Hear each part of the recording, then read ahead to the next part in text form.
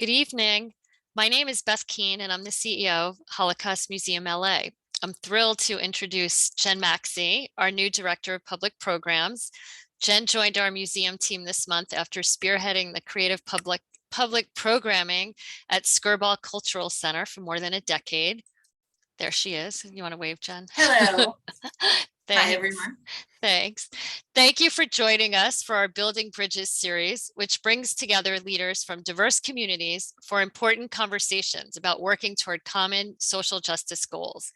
Our work is more critical than ever, given the fragile state of today's world with the war in Ukraine, humanitarian and refugee crises, and the alarming rise in hate crimes and rhetoric, especially targeting Black, Asian American, Pacific Islander, Latinx, Jewish, and other diverse communities. The Center for the Study of Hate and Extremism at Cal State San Bernardino found that Los Angeles recorded the most hate crimes of any US city this century in 2021 alone. The Anti-Defamation League's recent audit reported a 34% increase in anti-Semitic incidents nationwide in 2021, averaging 7 anti-Semitic incidents each day. We must take action, and education is our greatest catalyst for change. Holocaust Museum LA's mission is grounded in teaching students and visitors the critical lessons of the Holocaust and its continued social relevance, empowering them to speak out and stand up against hatred, bigotry in all its insidious forms. We strive to build a culture rooted in kindness, empathy, and treating people with respect. The museum offers customized tours, artifact-rich and high-tech exhibits, creative educational programs, and intergenerational conversations with Holocaust survivors. In the last school year, we reached 27,000 students. 99% of these students are not Jewish, and hundreds visit each year from Catholic schools. In addition to free admission, we offer transportation grants for schools where field trips would otherwise be cost prohibitive. Our student programs are truly making an impact on behaviors. Students come in as bystanders and leave our museum as upstanders. This evening's Building Bridges program will explore the Jewish-Catholic interfaith relationship since the Holocaust. The passing of the Nostra Aetate in 1965, the Second Vatican Council's declaration on the Church's relations with non-Christian religions, was a pivotal moment in these relations as it repudiated anti-Semitism and expanded dialogue and respect for Judaism, Islam, Hinduism, and Buddhism. Pope John Paul II was also a staunch advocate for fighting bigotry and hatred. Born and raised in Poland, between Warsaw and Auschwitz, the Pope's personal experience with Nazi persecution of Jews, including the murder of his Jewish friends and their families, strongly influenced his leadership in Jewish-Christian relations. We are pleased to welcome community leaders for a productive discussion on how our Jewish and Catholic communities can continue to foster stronger ties, work together to combat hate, and build a more humane world. Father Patrick Desbois is a French Roman Catholic priest and founder of Yahad-In Unum, an organization dedicated to learning from the past, educating in the present, and working to prevent mass atrocities in the future. Father Desbois has devoted his life to confronting anti-Semitism and furthering Catholic Jewish understanding. In 2015, Holocaust Museum LA was honored to present the US premiere of Holocaust by Bullets, an exhibit featuring 10 years of field investigations in the former Soviet Union by Yahad-In Unum, and to foster Father Desbois again in 2018, and to host Father Desbois again in 2018 for a discussion of his book, In Broad Daylight, The Secret Procedures Behind the Holocaust by Bullets. Ed Burzminski is the son of a Catholic rescuer and Jewish Holocaust survivor. He is the president of the Steffy Foundation, which is dedicated to inspiring compassion, tolerance, and courage by teaching about Stefania and Helena Podgorska, Catholic sisters who rescued 13 Jews during the Holocaust. Ed is Stefania's son.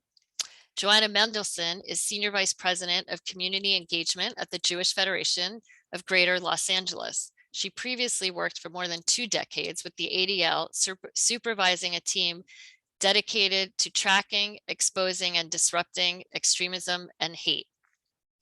Thank you to our community partners for helping us spread the word about this evening's program, the Jewish Federation of Los Angeles, Steffy Foundation, and Yahad-In Unum, as well as UCLA's Alan Levy Center for Jewish Studies and USC Kasdan Institute for the Study of the Jewish Role in American Life. It is now my pleasure to introduce the moderator of today's program, Museum Board Member Dan Schner. Dan is a professor at USC Annenberg School of Communications, UC Berkeley's Institute of Governmental Studies, and Pepperdine School of Public Policy. He currently presents a monthly webinar called Dan Schner Political Report for the LA World Affairs Council Town Hall. As one of California's leading political strategists, Dan has worked on 4 presidential and 3 gubernatorial campaigns. He served as the National Director of Communications for the 2000 presidential campaign of US Senator John McCain and was the chief media spokesman for California Governor Pete Wilson. Dan, thank you so much for creating Building Bridges series and for serving as our moderator today. Well, thank you, Beth. Thank you so much for having me. And thanks to all of you who are joining us for what I know will be a very interesting and a very, very important conversation. As Beth says, we've now been holding these Building Bridges conversations for over 2 years. But looking back, we've focused most of our time and attention from month to month talking about building bridges between different racial and ethnic communities, and sometimes even within our own Jewish community. But we haven't spent nearly as much time talking about the importance, the necessity of building these interfaith relationships. And today's conversation about the history, the current state, and the future of the relationship between the Jewish and Catholic communities is something that I find particularly meaningful, and I know all of you will find to be very interesting as well. As Beth mentioned, we've got 3 tremendous guests with us here today, and you've heard a little bit about them, but I will tell you this, the more I've learned about them, the more impressed I've been by them. So in about 51 minutes, you're going to be just absolutely incredibly impressed by what you learned from our three panelists. And so what I want to do is I want to start the conversation in the past, talking about the history of this relationship.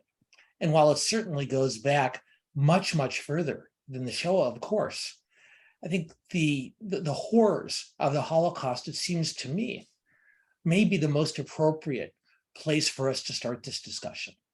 And so, Ed, I'm going to come to you first if I can, because in addition to the tremendous work you've done in the years since, and we'll talk about that in just a little bit, your family has this extraordinary heritage, this rich history of really noble and heroic work during World War II. And I'm wondering if you can start this conversation by telling us a little bit about that extraordinary work that your mother and her family did to save Jewish lives during the Holocaust. Sure. Happy to be here. Thank you for having me. So during the Nazi occupation of Przemysl, Poland, during World War II, a teenage girl, Stefania Budgorska, her nickname Fusia, and her adolescent sister, Helena Budgorska, took in 13 people and hid them in an attic for nearly 2 years, hiding them from the Nazis. The 13 people happened to be Jewish. And it started with Fusia working at a grocery store in Przemysl that was owned by the Diamant family. And Fusia was, it was a grocery store. It was kind of like a little convenience store, what we'd call today, a small little market. Fusia was a very happy-go-lucky girl. She was very coquettish. She was flirtatious. And the customers loved her. She was very good for business. The Diamant family was very endeared by her, and she was very endeared to the Diamant family. She became involved with one of the young sons. They became an item until the Nazis came and things started to change. The young boyfriend was taken away to Janowska labor camp in Lvov, which is now Lviv, and he was ultimately killed there. The Diamant family was moved to the ghetto in Przemysl, All of them were moved in there. And they loved Fusha so much, they asked her to stay in their apartment until the war was over so that they could come back and resume their lives. Now, in the ghetto, it was very difficult, and Fusha would often don a Jewish star, and she would sneak into the ghetto bringing food to the Diamant family. And there was an action in the ghetto. I mean, the ghetto was being cleared and people were being transported off to Belzit's death camp. There were no barracks at Belzit's. It was strictly a gas chamber. And Mr. and Mrs. Diamant, the older father and mother, were taken there. And then November 18th, 1942 was a second action in the ghetto. And two of the sons, Max and Chaim, were on a train going to Belzit's. Max was a dental technician. He had a pair of pliers in his chest or in his jacket. He cut the barbed wires and he managed to jump out of the train. He didn't know where to go. He was shot at. It was winter. He came back to his old apartment where his parents lived, and Fusha was there with her younger sister, Helena. Max was all beat up, and he asked just to stay one night, and he would leave.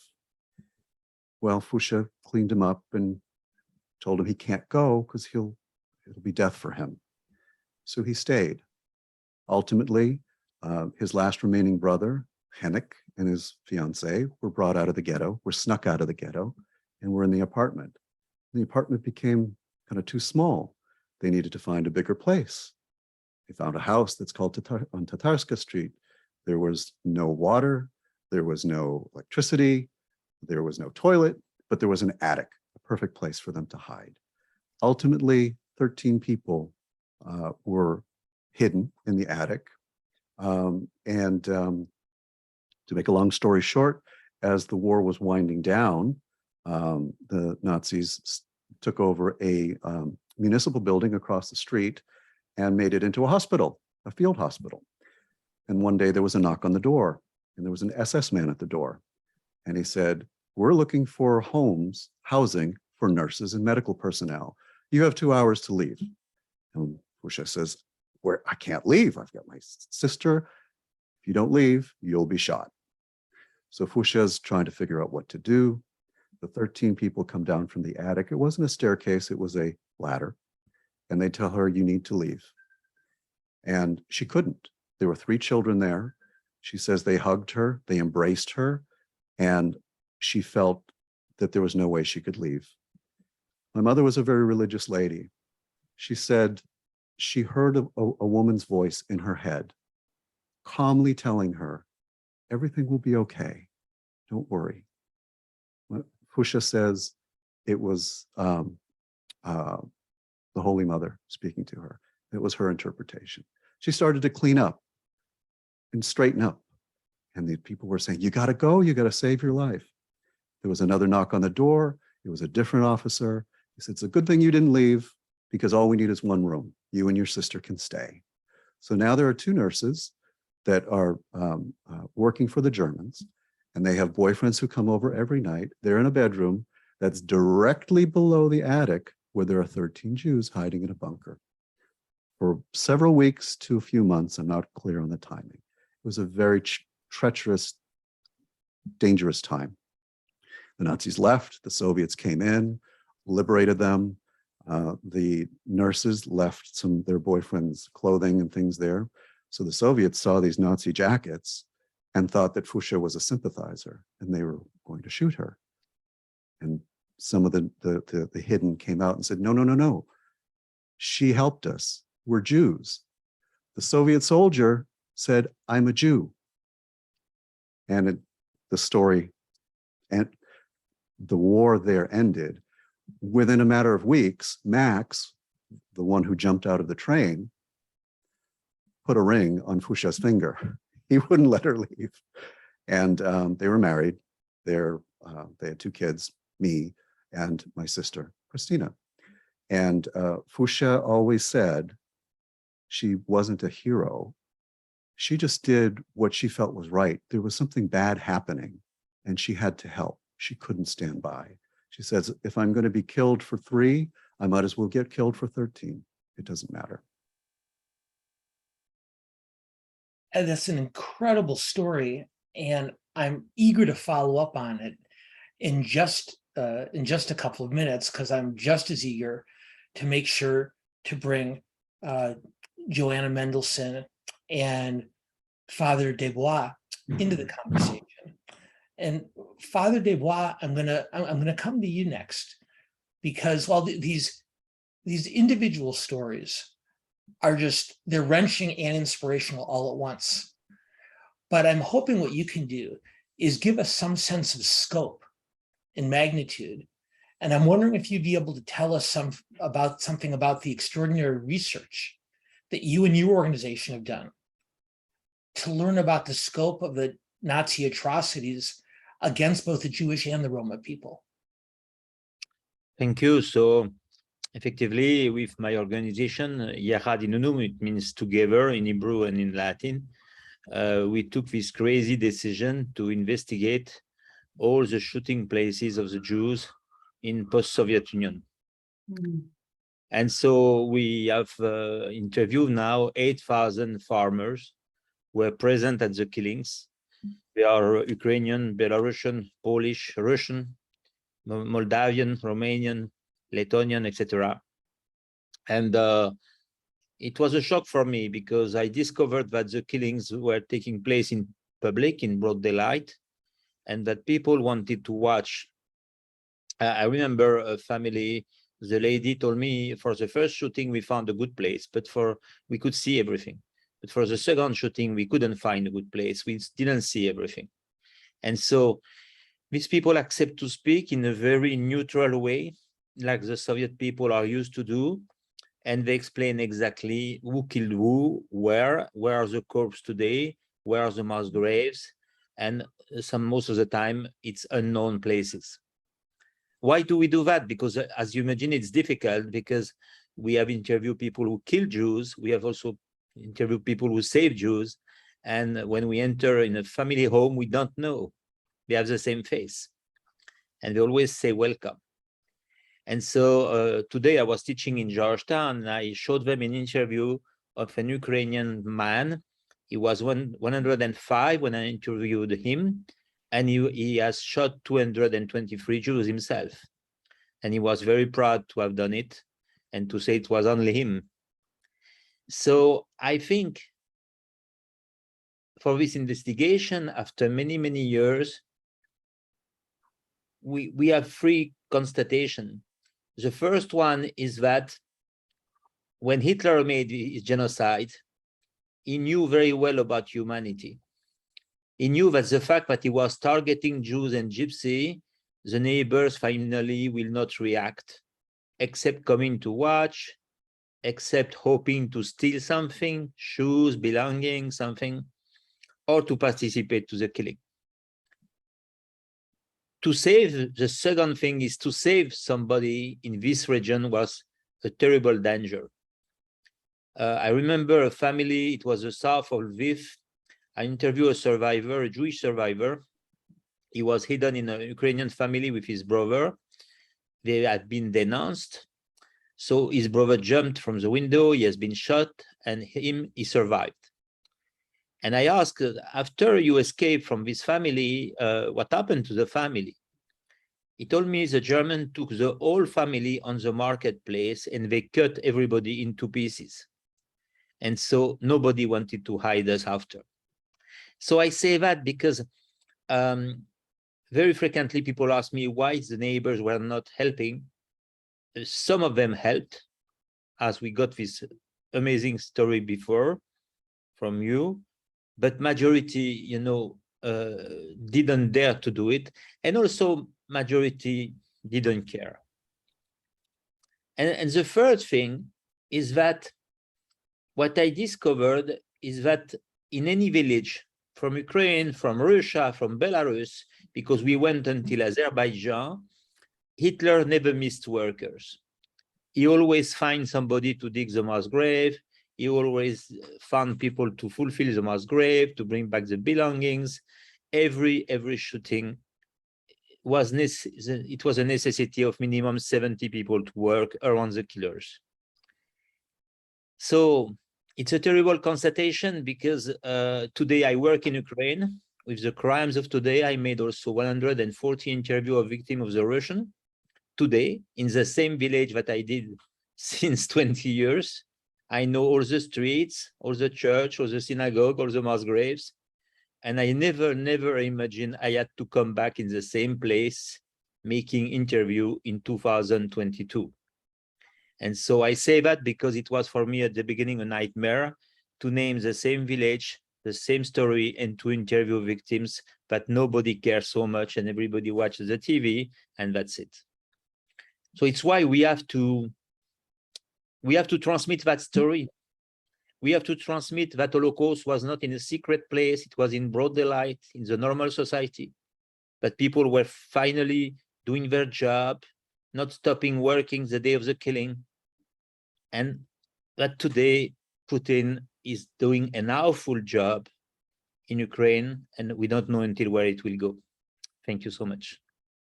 Thank you so much, Father. And I think there are all sorts of additional parallels that we can draw between that horrible time and some of the challenges we face today. And I'd like to come back to you to talk about those in just a bit. But I want to bring Joanna Mendelson into this conversation because, Joanna, even though, as I mentioned at the outset, it seemed like it made sense to start this conversation during the horrors of the Holocaust, given the extraordinary cooperation and mutual support we saw between these two communities.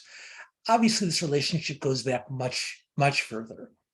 And so I'm wondering if you could help us step back just a bit and give us a broader historical perspective of the relationship between the Jewish and the Catholic communities and how those relationships have developed over the years. Absolutely. It's, first of all, a pleasure to be here with you this evening.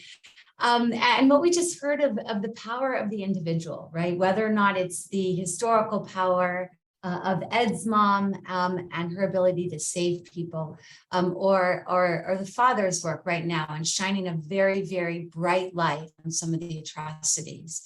But I would say, as you look back into the history and the Catholic community, we can see, sadly, the Catholic Church contributed to an element of anti-Semitism throughout the ages, and in some ways culminated in the Holocaust. Whether or not it was an indifference, or in the case that was just described, the complicit persecution of the Jews. This is kind of the weight of the history that we look upon. And theological anti-Semitism was really what was at play, a religious doctrine helping to create and codify the persecution and anti-Semitism, to kind of create tropes that identified and blamed a group of people for the world's problems.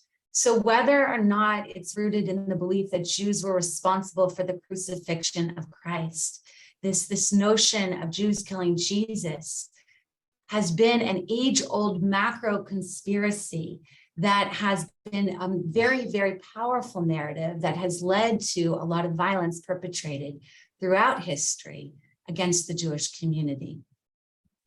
The perpetuation of the blood libel, that Jews actually would take the blood of children and use it to make matzah, use it to make the bread, the unleavened bread, for ritualistic purposes, is another element that we see as part of this theological anti-Semitism that created and demonized a group of people. We also saw Jews blamed for the Black Death. Oh, sorry. We saw Jews blamed for the Black Death, the plague that killed millions of people in Europe. And it was in a religious twist. It was perceived as divine retribution for their alleged blasphemous practices and satanic ways. And oftentimes we'd see throughout history that the negativity, the horrors that befell the Jewish people were justifications for their past transgressions. So whether or not it was the temple being destroyed by the Romans, that is a perfect example of Jews failing to accept Christianity and abandon their religious views. So whether or not it was the Spanish Inquisition in 1492 with King Ferdinand and Queen Isabel, where Jews were forced into conversion, whether or not it was the ghettos in Rome, where Jews were actually forced to pay for the living spaces, this wall that forced them to live in a very, very small part of the city in Rome, ordered by the Catholic Church. They were not allowed to practice medicine on Christians. They were forced to listen to sermons on Shabbat. And so all of this contributed to this larger infrastructure, societal infrastructure, as part of this larger theological anti-Semitism that really led to a lot of demonization, violence, persecution, and ultimately death of the Jewish community.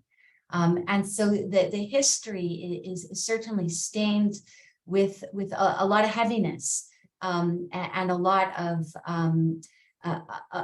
of elements that we have seen that really kind of led to Jewish persecution. Good. Joanna, thank you so much. And Father Desbois, I'm going to come back to you now, because Beth, in her introduction, referred briefly to a critically important, a seminal step that the Second Vatican Council took in 1965 when it decided to address this history. I'm wondering if you might be able to offer us some better understanding of what the church did at that point and why it was so important. First, it didn't happen only during the Council Vatican II, because it had to. It was, I would need to transform. We are the Christians are nearly 1 billion on the planet. You cannot change 1 billion mentality by one text, even if the text is built in Vatican. It has to be first a time to name all the problems where to be treated.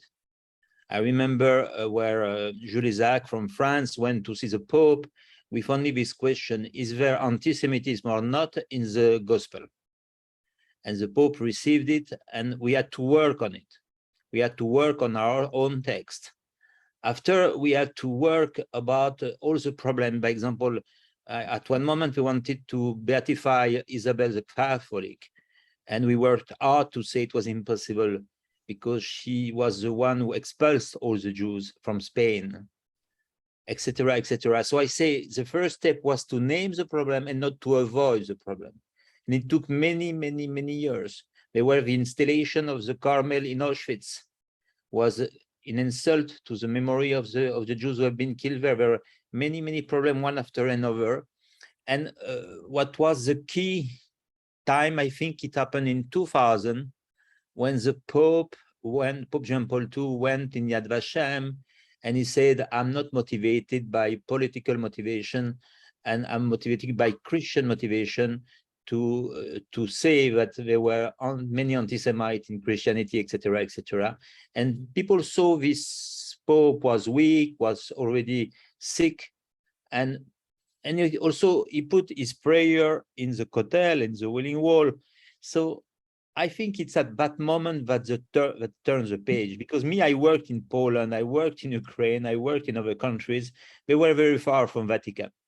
They didn't care about this text, and they were still hating the Jews. And I will never forget, I was in Ukraine, and I saw a flyer of the Pope, John Paul II, to the wall on the gate of a church. And I asked to the people, where is the Pope? Where is this picture? And they told me this funny phrase, but who says a lot: we don't like the Jews, but now it's forbidden. And I think it changed like that. It changed when it was established that it was a sin to hate the Jews religiously or by any reason. And it went until this period. And I think without John Paul II, we wouldn't reach, because it needed also a mondial image, because you must know we have a Catholic in Korea. We are very far from that. We have a Catholic in India. We are very far from that. We have Catholic in Brazil. We are very far from that. And it could be only the Pope who turns the page in one way, but it's fragile.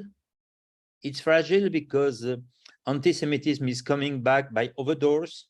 in Europe, left wing, right wing, and among left people and right people, there are also Catholic.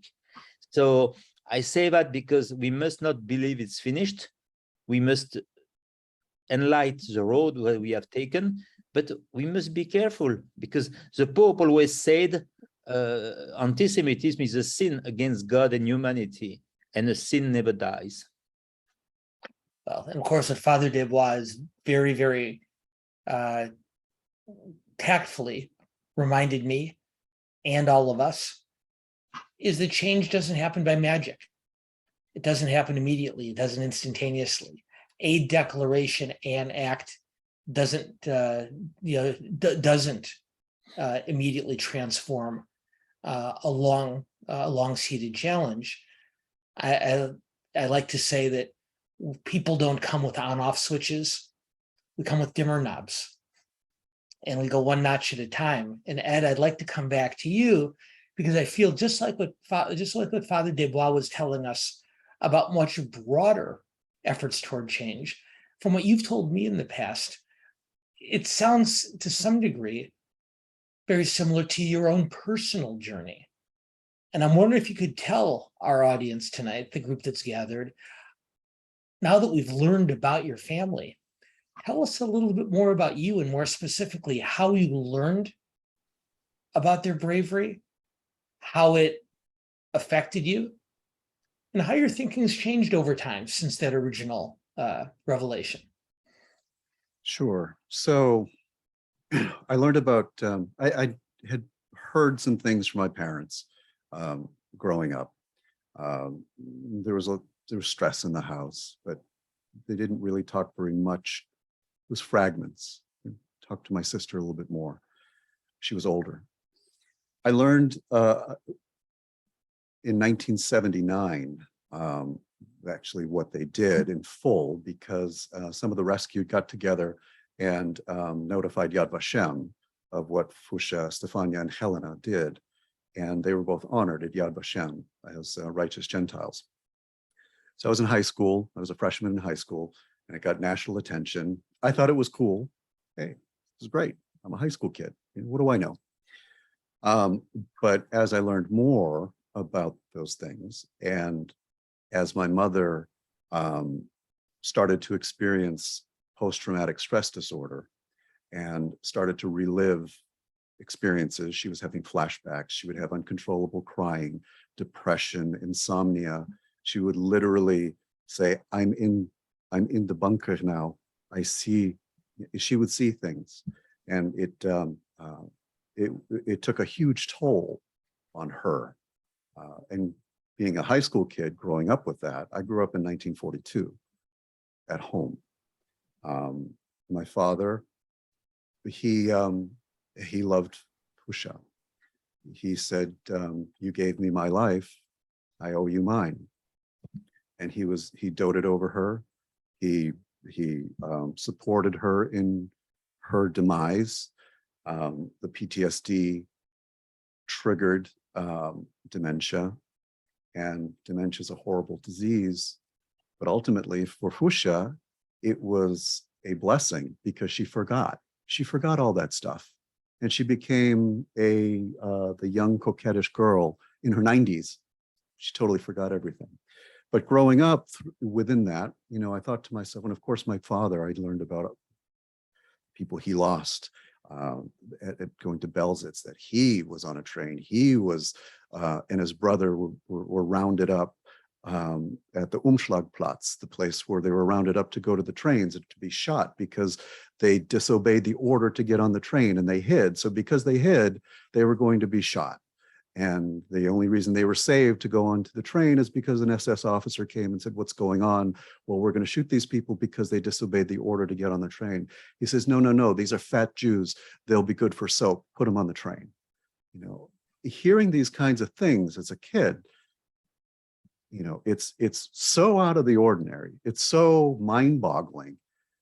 It made me feel like if I ever come across somebody that either is from Argentina with a German name or has these thoughts and espouses these things, I would put a bullet in their head, for lack of a better thing. I was young, I was naive, and I was aggressive. On the one hand. On the other hand, I like to build models, scale plastic models. And I remember there was one time where I was looking at a model of a German Tiger tank at a store. Germans produce some cool stuff, and I wanted it. This is before I knew the story. And my father was adamant, no. My mother took him aside, and I just saw them chit-chatting away. And my dad bought me this tank, and I built it and all that kind of stuff. And then later I was just like, oh my gosh, what they must have thought. But fast forward to when I moved to Los Angeles, I was in a class and met a German guy, big burly guy, who we became friends. We were doing some outdoorsy stuff, some recreational stuff. It was a class of recreational things. And his girlfriend was a Pacific Islander. My girlfriend was a Pacific Islander at the time. And we had that in common, and we would go and do things together. Our backgrounds never came up. We just enjoyed the time that we spent together.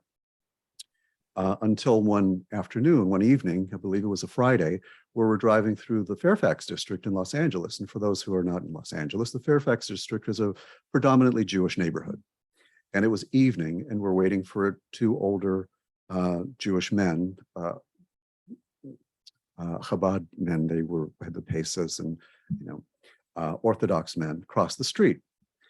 So my friend and I are just sort of watching them. We're at the red light, and he says, "My girlfriend won't let me burn them." I looked at him, I said, "What?" He said, "Adolf didn't finish the job." So I looked at him and I said, "It's because of people like you that my father lost 23 people in his family. They were murdered."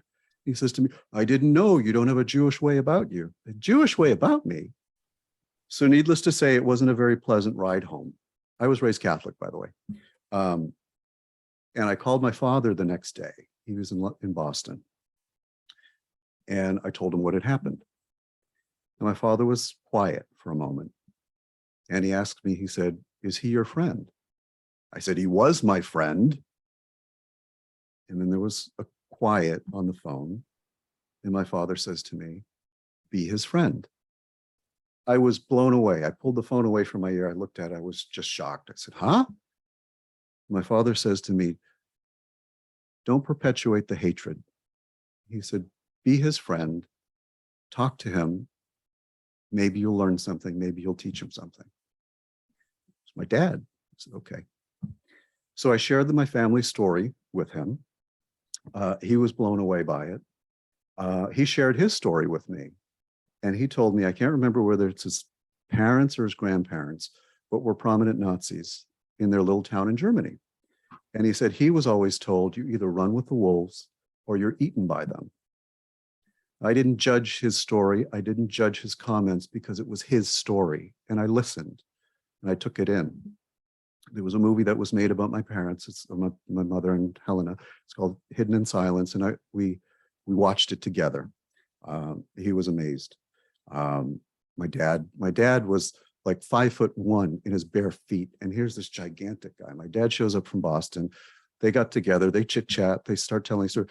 My dad was he was a mischievous guy, a jokester. So he's telling jokes.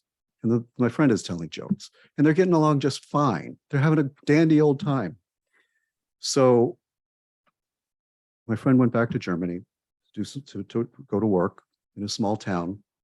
Came back a couple of years later, we had lunch. And he says, I went back and I was really surprised because I grew up with that kind of talk. He said, it was just normal for his little town, not everywhere, but he was just saying for his little town. And he said, I didn't like it. He said, your dad and you showed me something different. And he started to tear up. There's this big burly guy in a little restaurant tearing up, and I'm tearing up because it was really, it moved me. And so it made a difference. Just that one person that sharing that one story. And if anybody had reason to harbor animosity and hatred in his heart, it was my dad. But he chose to empower me to open my heart. Now, do I do that all the time? No. Could I do what my mom and dad did, what my mom and aunt did? I don't know. But it was that one moment that was really pivotal for me, because here's somebody who challenged me to open my heart and talk to somebody who I disagree with and have a dialogue and have a communication and connect as a human and understand them and them understand me. Whatever came of that, who knows? Who cares? But there was a respectful conversation, a respectful dialogue. It's an incredible story. And for all of us, again, it's just such an important reminder that these changes, overcoming these challenges, are a very gradual process that require a tremendous amount of time and commitment. And I'm going to ask Father Desbois, if he can, to help us to keep this conversation in the present, because I know from reading your work, Father, I know that you see significant parallels, and you alluded to this earlier, between the atrocities of the Holocaust and terrorism today, perhaps not at the same scale and scope, but in many ways nonetheless. And I'm wondering if you can help us apply the lessons of that time to our current challenges. Yeah, I work in Iraq since 5 years, and I saw that Abu Bakr Baghdadi, the chief of ISIS, attracted people from all over the planet: American, Canadian, Australian, French, Belgium, Chinese, of course, from Arab countries, etc., etc. And I interview also 400 Yazidi victims, and I never heard such tortures done by modern people. I will not forget one woman. She has been sold to a pharmacist from the city of Raqqa. It was a normal pharmacist, and she tried to escape 3 times. She had 3 children, and the last time the pharmacist asked the woman to keep 1 hour the children, and he poisoned the children, and he gave them back. One was already dead. So the mother ran to the hospital. The 3 children died, and they advertised the death in all the hospital on website to see what is why we are doing to Yazidis. And ISIS was looking at a Yazidi like an SS was looking at a Jew, not like a human being and somebody to eliminate. But actually, I would say, 2 days ago, I interviewed an old man, not old, but old for Ukraine. He was 60 years old. He was from Ukraine. He was a farmer, and the Ukrainian army were parking a car in his barn. When the Russian knew that, he has been arrested. He has been tortured with electricity 3 times in 3 days. Electricity in all the part of his corpse. He wanted to commit suicide because it was so difficult. They kept him without anything with the knowledge during 40 days, and they exchanged him against somebody. And when I heard his testimony, it was so near that was from the Nazi were doing at the period. And so for me, to hear somebody today, and in a small village in Ukraine, to interview people victims of terrorism in Iraq or in Syria, and sometimes victims from American and from Canadian and from French, it shows to us that this awful ideology of racism, of extermination of other people, is still attractive, very attractive. And we must not dream. It's not done for stupid people. It attracts a lot of people today. And it's why at my level, we try to heal who we can heal, and also to save the voice of the poorest people and cooperate with justice. Father, thank you so much. Joanna, I want to come to you, because what I hear from the Father's stories is that these are common challenges. These are horrors, these are atrocities that both of our communities face. And I know over the course of your career, first at the Anti-Defamation League and now at the Jewish Federation, you've done extraordinary work to confront domestic terrorism.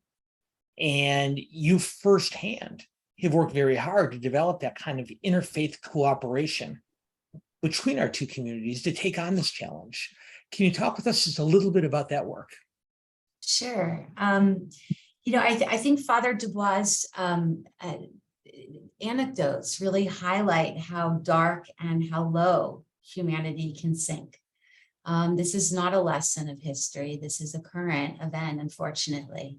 And so for years, for 2 decades, I monitored neo-Nazis and white supremacists. I looked at the underbelly of our country. And the ideology might change, right? Maybe at one point it's a theological anti-Semitism, another point it's white supremacy, another point it's accelerationism, whatever the ideology, that might shift. But the commonality is hatred, right? The ability to demonize the other, the ability to make the other, to cast all of your blame and look at them as either less than human or not worthy of humanity and love. And so this is not a story and this larger conversation that we're looking backwards. And sadly, we just look around. And so it's how do we move the needle, right? At the end of the day, how can we not head down a path where we're just devolving? And how can we move forward? And I think part of that is not only shining a very bright light, like the work that's being done, telling the story of our history so that we're not bound to repeat it, but engaging in action. And what is that action? That action, in my vantage point now at the Jewish Federation, is how do we as Jews show up in the world? How do we create and mitigate the concept of the other so that it's not that person over there, but that we build bridges, the kind of the theme of this lecture series? Because how do we establish that this is not a stranger, but perhaps the faith, perhaps the race, the ethnicity or national origin is different?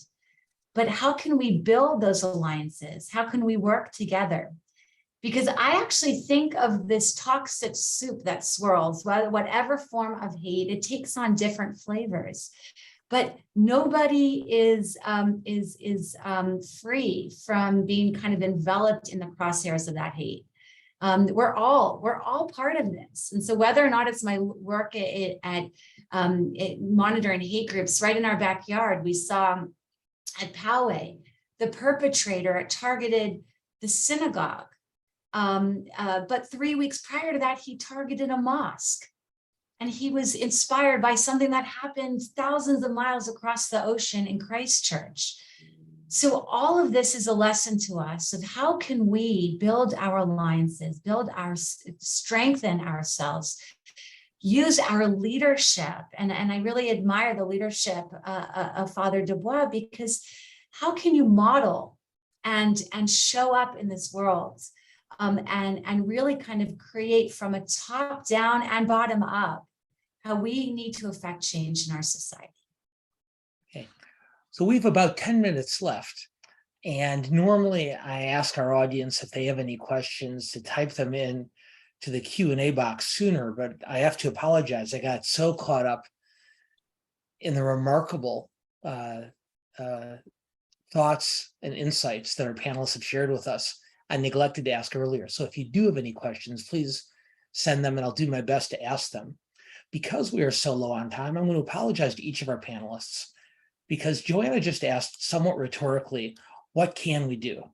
And I know that each of you are involved in projects that have made a seminal difference and represented incredible progress toward achieving the kind of goals we're talking about.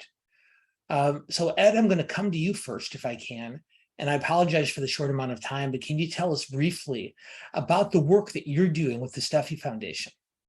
Sure. One of the things I will share, but I also want to share that this is my opinion. I think it's very primal for us as humans to be concerned or afraid of someone who's different than us.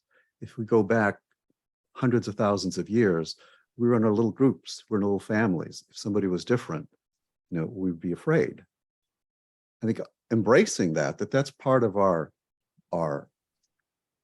deep-rooted history as humans is important. Putting a label to something, understanding it. That's primal. Now moving forward into today, the other is a dangerous thing, because the other, we're all people. We come from different parts of the globe. There's reasons why we look different. There's reasons why people from one part of the globe look different from others. Anthropological reasons, biological reasons. I was pre-med, you kind of study this stuff. But that in today's world, there's a lot of crazy things going on. But to fear, to label the other is dehumanizing the human, the person. And that it leads the way to fostering what Father Desbois has been so diligently researching. Oh my gosh, the things that you've been talking about, it boggles the mind to hear what people are capable of. Look in the news, you can see what people are capable of. I started a foundation called the Steffy Foundation after my mom passed away to utilize the story, to tell her story, and my aunt's story. My aunt is still alive, by the way, to share that one thought, one act, one person can change the world. And my mother didn't step up to the plate and say, I'm going to defy the Nazi regime. She did it very silently. She was a silent rescuer, and she did it quietly. She couldn't do it in public. So that through the Steffi Foundation, it's a story of compassion, tolerance, and courage. When I share the story with schools, with young people, my hope is that it resonates with one or two people, adults, that they get that concept, that it's about humanity. You could take Fusha out of the Holocaust. You could put her into Afghanistan. You could put her in Iran. You could put her in Central America, anywhere. It's a story. She always said, it's not a love story. It's not a religious story. What I did was about humanity. It wasn't because of religion. She says, we bleed the same. And I have so much more I want to ask you, and so much more I want to hear about the I'll zip it. Steffi Foundation. No. We're gonna, if we can, we're gonna post a link in the chat box so our audience members can learn more about it. And if we're not able to do that before the end of our program, we'll send around an email with follow-up information about the wonderful work that all three of our panelists are doing. Father Desbois, I apologize because we are somewhat short on time, but I've read and learned so much about the Holocaust by Bullets program, but in particular, the enhanced teacher training that's done. And I'm wondering if you could talk briefly about the importance of that project, what it represents. Actually, we are trying to train also students and some young professors of university, because I realize that many hate groups are spreading anti-Semitism in the campus in America and also out of America today. People don't know why, but suddenly they celebrate that Jews and Israel are not good. And so I think our enemies here are targeting the upscale society. If we don't target it, it will fall, it will not be good.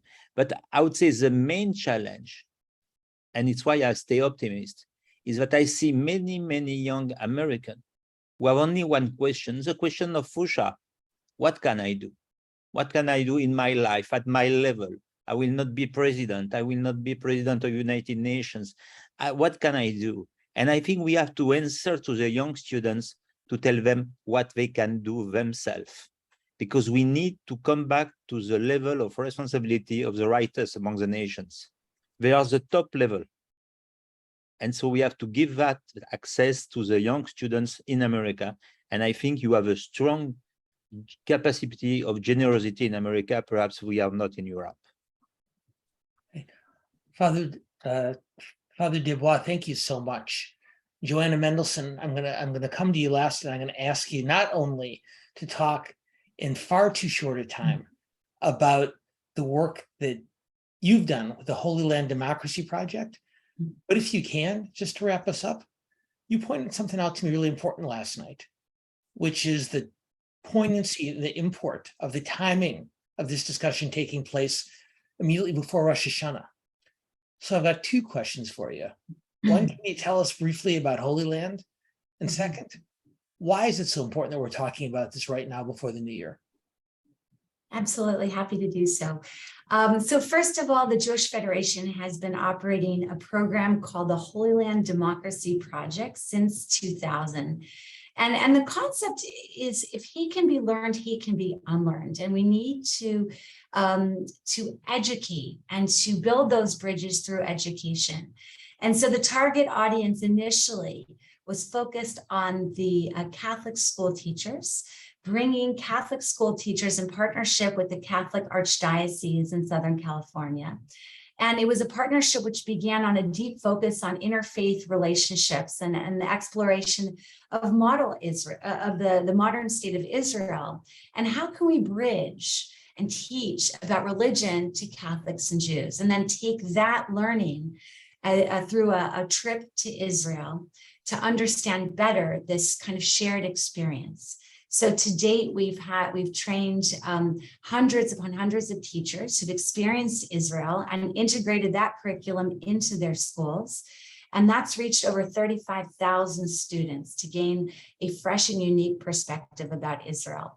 And so we do have a link and encourage teachers to apply to help this learning continue.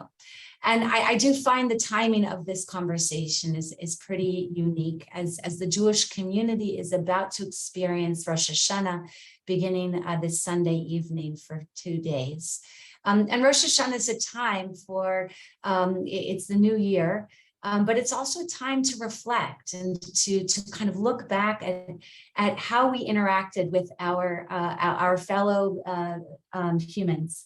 And what I find so powerful about Ed's conversation last night when we had the chance to listen is his father's action was beyond brave. I mean, for someone to experience the Holocaust and to offer forgiveness, to offer an olive branch to someone who had such dark views, such hatred.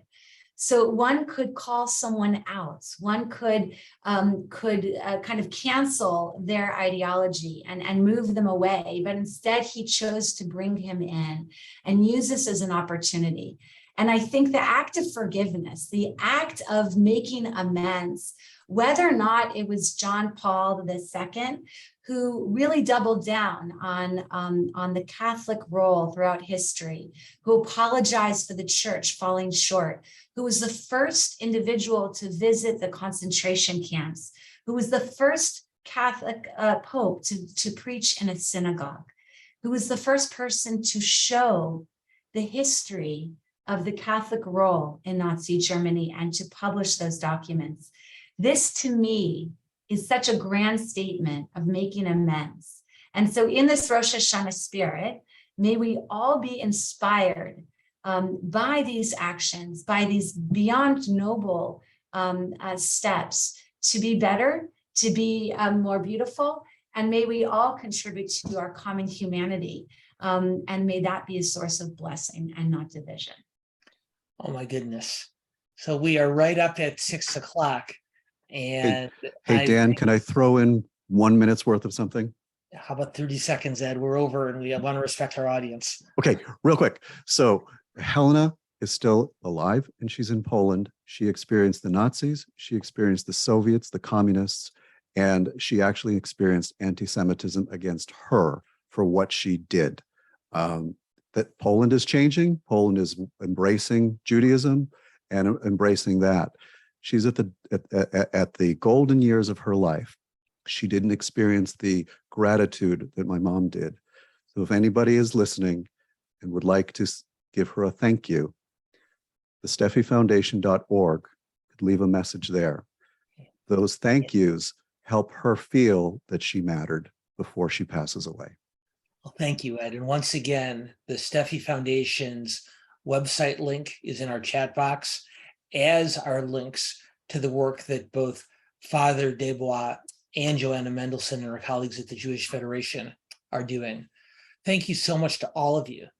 Father Patrick Desbois, to Ed Burzminski, to Joanna Mendelson for volunteering your time and your valuable insights and just absolutely incredibly important and meaningful conversation.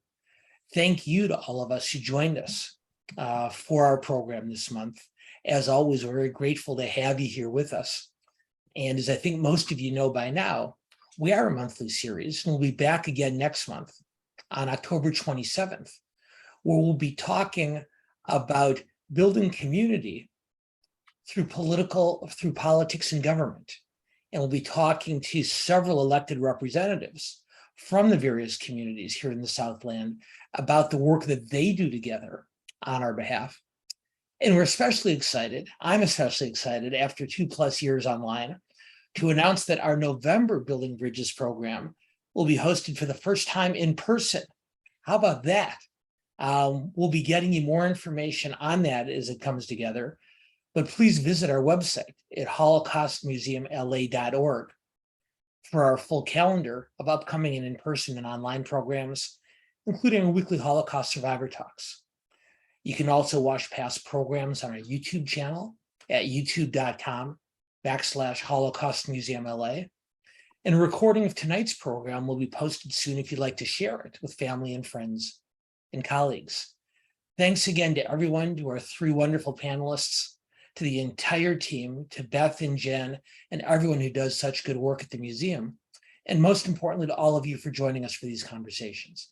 Hope you all have a wonderful evening, a very, very happy new year, and that you'll take to heart some of the important lessons that we learned from our guest tonight. Thank you so much. Shana Tova. You as well.